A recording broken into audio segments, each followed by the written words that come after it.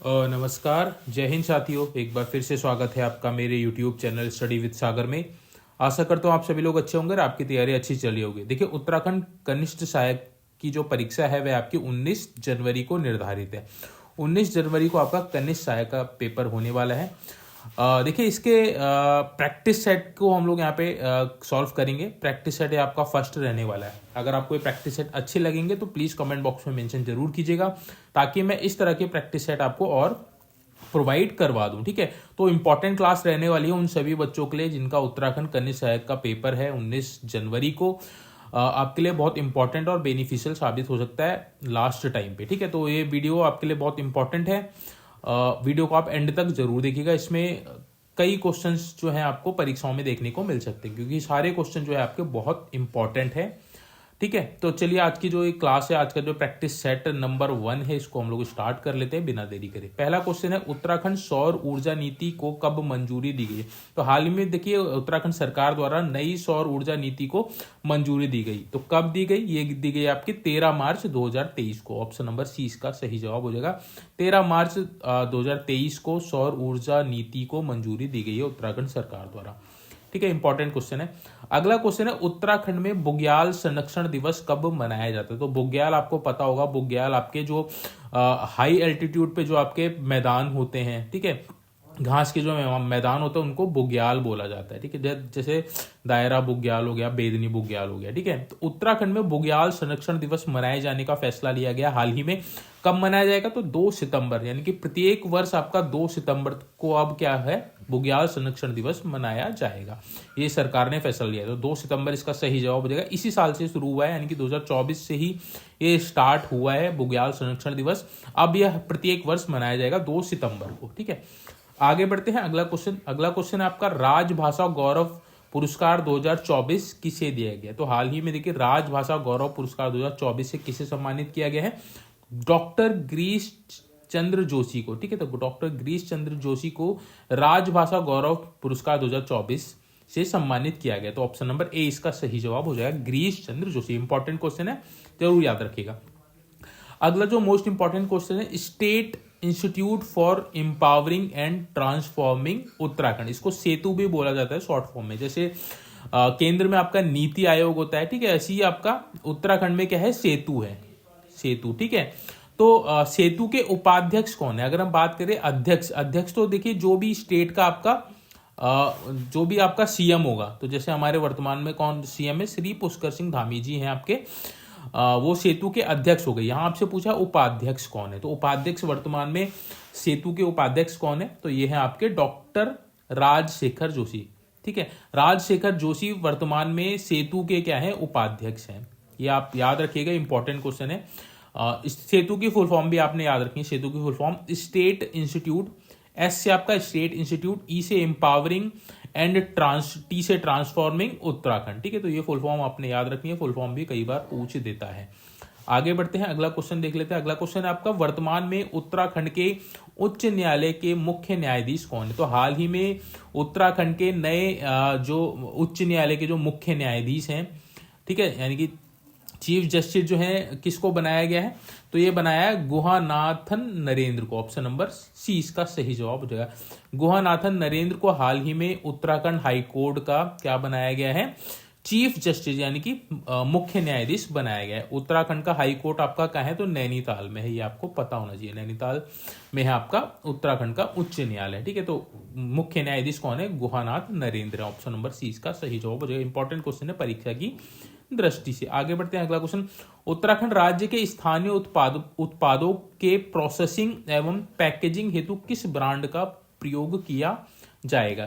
तो उत्तराखंड के जो स्थानीय उत्पाद होंगे, ठीक है, स्थानीय उत्पाद होंगे, उनको प्रोसेसिंग एवं पैकेजिंग हेतु किस ब्रांड का प्रयोग करने का निर्णय लिया है? तो हाउस ऑफ हिमालयाज नाम से इस ब्रांड का प्रयोग किया जाएगा, हाउस ऑफ हिमालयाज। ठीक है, स्थानीय उत्पादकों की प्रोसेसिंग एवं पैकेजिंग के लिए हाउस ऑफ हिमालयाज ब्रांड का प्रयोग किया जाएगा। तो ऑप्शन नंबर बी इसका सही जवाब हो जाएगा। ठीक है, आगे बढ़ते हैं, अगला क्वेश्चन देख लेते हैं। अगला क्वेश्चन है, श्री बद्रीनाथ धाम के नए रावल के रूप में किस किसे नियुक्त किया गया है। ठीक है, तो देखिए जो बद्रीनाथ धाम है उसमें जो पुजारी होते हैं जिनको गर्भगृह में पहुंच के आपके जो पूजा अर्चना जो करते हैं उनको क्या बोला जाता है, रावल बोला जाता है। तो हाल ही में बद्रीनाथ धाम के नए रावल के रूप में किसे नियुक्त किया गया है, तो ये नियुक्त किया गया है आपको अमरनाथ नंबूदरी को। अमरनाथ नंबूदरी को श्री बद्रीनाथ धाम के नए रावल के रूप में नियुक्त किया गया। तो नाम आपने याद रखना है,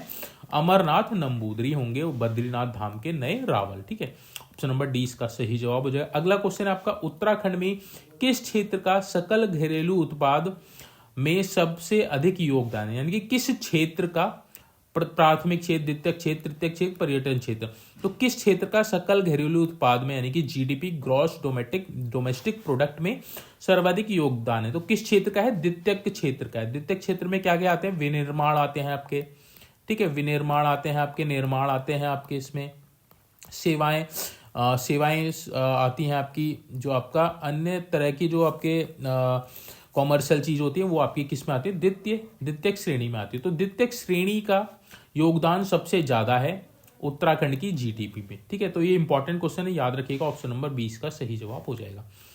आगे बढ़ते हैं, अगला क्वेश्चन आपका देखिए 9th जौनसारी जनजाति में हारुल नृत्य किस वाद्य यंत्र की धुन में किया जाता है। तो हारुल नृत्य है आपका जौनसारी जनजाति से संबंधित है। ये क्या है आपका, एक नृत्य है हारुल। कई बार पूछता है हारुल क्या है, तो हारुल एक तरह का आपका नृत्य है जो जौनसारी जनजातियों में किया जाता है। तो हारुल नृत्य जब किया जाता है तो किस वाद्य यंत्र की धुन पर किया जाता है, तो ये किया जाता है रमतुला। रमतुला आपका क्या है, वाद्य यंत्र है। ठीक है, इस वाद्य यंत्र पे आपका कौन सा नृत्य होता है, हारुल नृत्य होता है जौनसारी जनजाति में। ठीक है, तो रमतुला इसका सही जवाब हो जाएगा, ऑप्शन नंबर सी। आगे बढ़ते हैं, अगला क्वेश्चन आपका देखिए, गोरखा शासनकाल में लिए जाने वाला कर बेहता किस प्रकार का कर था। तो बेहता क्या था, एक कर था। ठीक है, ये एक कर था, किस शासनकाल में लिया जाता था, गोरखा शासनकाल में चलता था। ये गोरखा शासनकाल में चलता था आपका बेहता कर। ये किससे लिया जाता था, तो ये छिपाई हुई संपत्ति पर लगने वाला कर था। यानी कि कोई व्यक्ति अगर कोई संपत्ति को छुपाता था और उसका पता लग जाता था तो उससे बेहता कर लिया जाता था। ठीक है, किस शासनकाल में, गोरखा शासनकाल में ही लिया जाता था। तो इंपॉर्टेंट है, याद रखिएगा, ऑप्शन नंबर सी इसका सही जवाब हो जाएगा। आगे बढ़ते हैं, अगला क्वेश्चन आपका, वैश्विक भुखमरी सूचकांक जिसको ग्लोबल हंगर इंडेक्स भी बोला जाता है, 2024 में भारत किस स्थान पर रहा है। ठीक है, तो ग्लोबल हंगर इंडेक्स में इंडिया का क्या स्थान रहा है। ठीक है, इंडिया का जो स्थान रहा है 2024 में वो रहा है आपका 105वां। ठीक है, 105वां स्थान रहा है ग्लोबल हंगर इंडेक्स में भारत का। तो ऑप्शन नंबर सी इसका सही जवाब होता है। कंसर्न वर्ल्ड वाइड द्वारा इसको क्या किया जाता है, जारी किया जाता है, ग्लोबल हंगर इंडेक्स। तो ऑप्शन नंबर सी इसका सही जवाब हो जाएगा। आगे बढ़ते हैं, अगला इंपॉर्टेंट क्वेश्चन है, कुमाऊं हिमालय किन दो नदियों के मध्य स्थित है। तो कुमाऊं हिमालय जो है आपका दो नदियों के स्थित है। किन दो नदियों के स्थित है, तो यह है आपका सतलज और काली नदी। ठीक है, तो इन दोनों नदियों के मध्य स्थित आपका क्या है, कुमाऊं हिमालय है। कुमाऊं हिमालय है। ठीक है, तो आंसर क्या हो जाएगा, ऑप्शन नंबर डी हो जाएगा, सतलज और काली नदी के मध्य है आपका कुमाऊं हिमालय। इंपॉर्टेंट क्वेश्चन है, याद रखिएगा। आगे बढ़ते हैं, अगला क्वेश्चन देख लेते हैं। अगला क्वेश्चन है आपका, उत्तराखंड में प्रमुख शब्द ढाकर संबंधित था। तो ढाकर क्या किससे संबंधित था, तो ये ढाकर शब्द है आपका व्यापार यात्रा से संबंधित था। ठीक है, ढाकर मतलब वो आता है ढोकर लेके जाने वाला, ढोकर लेकर जाने वाला। ठीक है, तो ये आपका पुराने टाइम पे ढाकर शब्द का प्रयोग हुआ था किसको, जो ढोकर लेके जाता था। तो व्यापार यात्रा से संबंधित, ऑप्शन नंबर सी इसका सही जवाब हो जाएगा। आगे बढ़ते हैं, अगला क्वेश्चन, बीज बचाओ आंदोलन के प्रवर्तक के रूप में किसको जाना जाता है। ठीक है, तो विजय जड़धारी जी को जाना जाता है बीज बचाओ आंदोलन के प्रवर्तक के रूप में। ठीक है, तो ऑप्शन नंबर सी इसका सही जवाब हो जाएगा।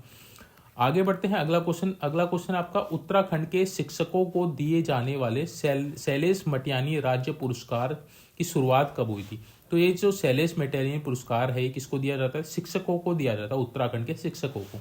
इसकी शुरुआत कब हुई थी, तो इसकी जो शुरुआत हुई थी ये हुई थी आपकी 2009 में। 2009 से आपका ये पुरस्कार दिया जा रहा है शिक्षकों को। ठीक है, अगला क्वेश्चन आपका 16वां है, देश का पहला हिम तेंदुआ संरक्षण केंद्र कहाँ स्थापित किया जा रहा है? तो ये किस नेशनल पार्क में स्थापित किया जा रहा है? तो ये किया जा रहा है आपका गंगोत्री नेशनल पार्क में। ऑप्शन नंबर सी इसका सही जवाब हो जाएगा। कहाँ है आपका? उत्तरकाशी में है। ठीक है, तो गंगोत्री नेशनल पार्क आपका उत्तरकाशी जनपद में है। यहाँ पे आपका देश का पहला यानी कि भारतवर्ष का पहला हिम तेंदुआ संरक्षण केंद्र स्थापित किया जा रहा है। ऑप्शन नंबर सी इसका सही जवाब हो जाएगा। इंपॉर्टेंट है, याद रखिएगा।